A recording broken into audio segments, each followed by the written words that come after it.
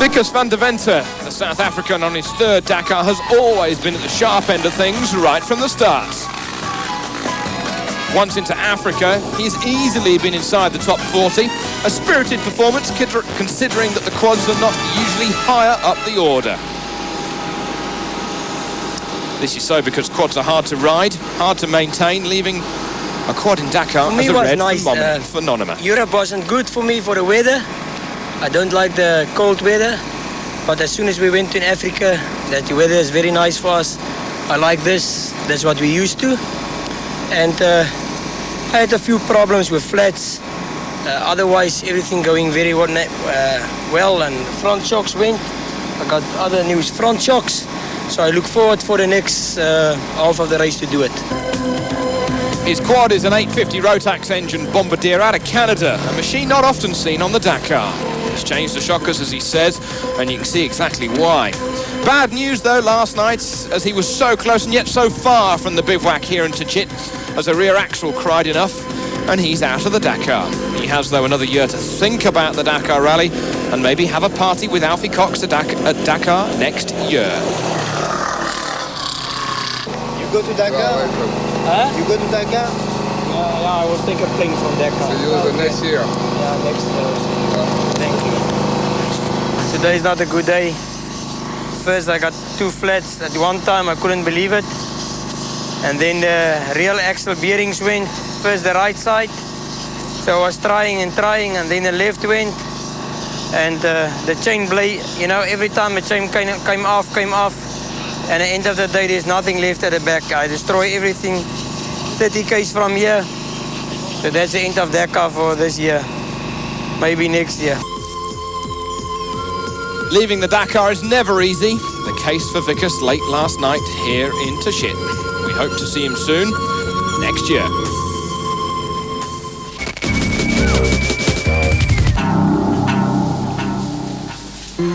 So the drama today on the descent down from the steep cliffs, befalling Hiroshi Matsuoka, just losing a little bit of grip, going up one side, but then here comes Jean-Pierre Fontenay, clipping the rear of his teammate, similar Mitsubishi, and you can't believe it, you got the entire desert at your beck and call, and two Mitsubishis try and fill the same space. Nobody injured, fortunately, but look at what the angle the cars were left at.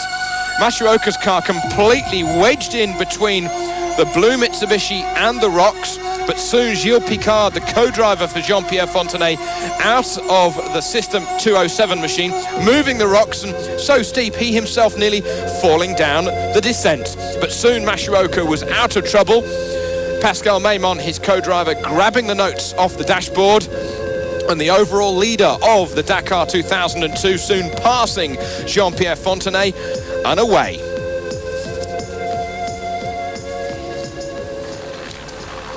Matsuoka, though, really got a lick on soon after that. Eventually coming home to the finish and winning yet another stage in the Dakar 02. On board with the Japanese and the leader.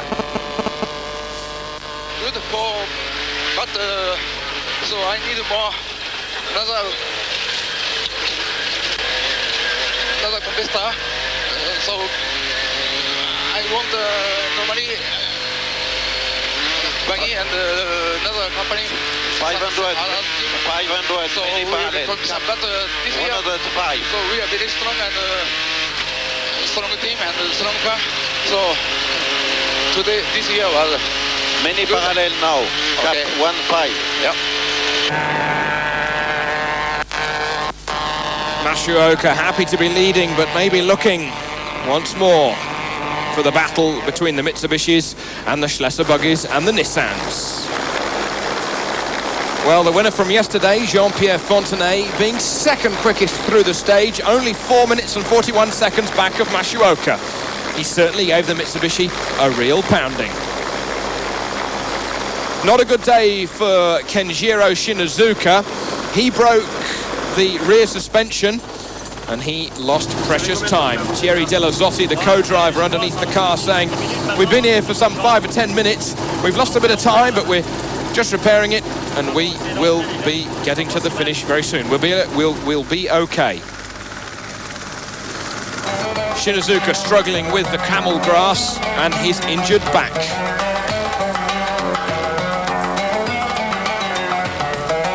Not a good day for last year's winner, Jutta Kleinschmidt. She broke a prop shaft again, just as she had a few days ago, but Gregoire Demavius soon coming past her.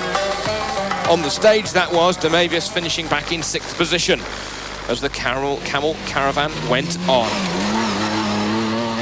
8th overall, though, was Barkat. 9th overall is Clever Kolberg from Brazil.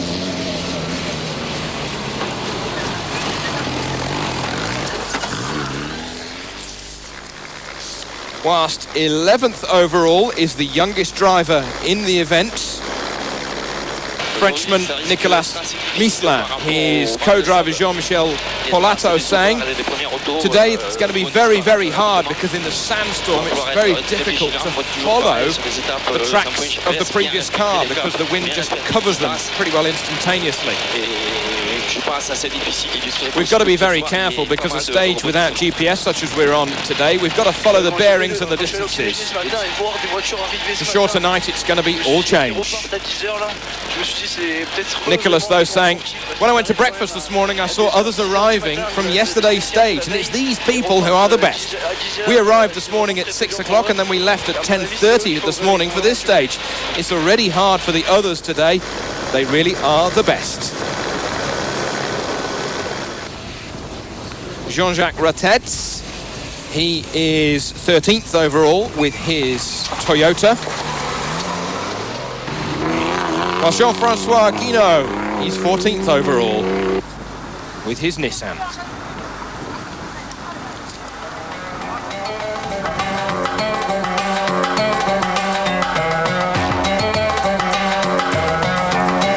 In the production class, Thierry Delaverne, he's still leading overall, but it's a very close battle between himself and Strugo in the Mercedes.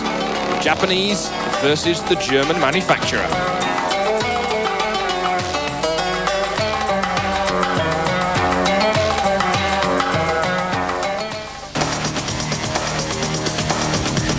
So Masuoka victorious once more ahead of his teammate Fontenay. Shinazuka lucky to lose only 22 minutes, and likewise Kleinschmidt with that broken drive shaft. Overall, Masuoka's lead is nearly 1 hour ahead of his teammate Shinazuka.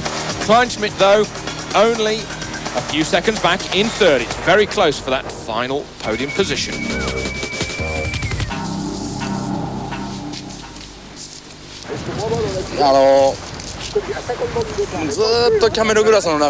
Masuoka saying it was very long and always in the camel grass. Very, very tiring. But at one point, going down from the big descent, it was impossible to turn, and I hit a rock, and then Jean-Pierre Fontenay arrived behind me, and he hit the back of the car. It's okay, but it was not that serious. We didn't lose too much time.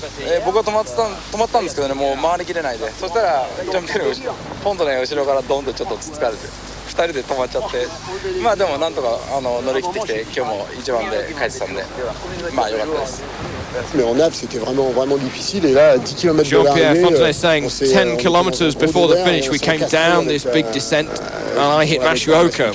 We were lucky to restart. Gilles Picard he was a little hurt, a little injured with his hand, but today we were at the summit, and I think that behind us it's going to be very, very difficult for all of the other runners.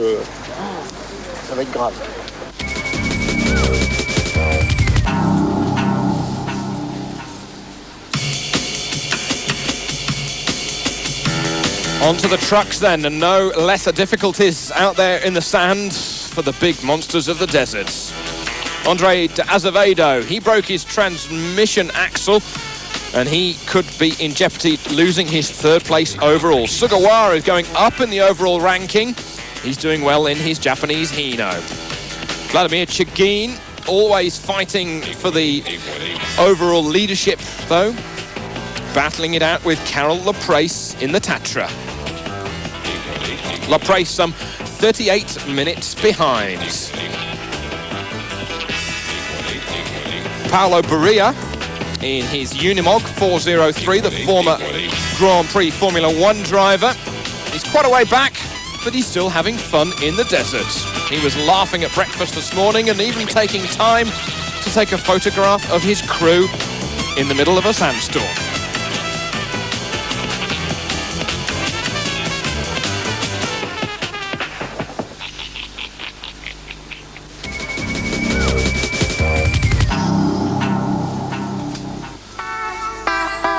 So tomorrow's stage from Tchit to Kiffa, the second marathon stage. The crew setting off from Tchit directly down to Kiffa itself, where there is a compulsory break of some 8 hours before they get going again at 2200 hours that night for the 14th stage. It's 467 kilometers in length, and it's going to be once more very, very tough indeed before they finally arrive in Dakar the day after tomorrow.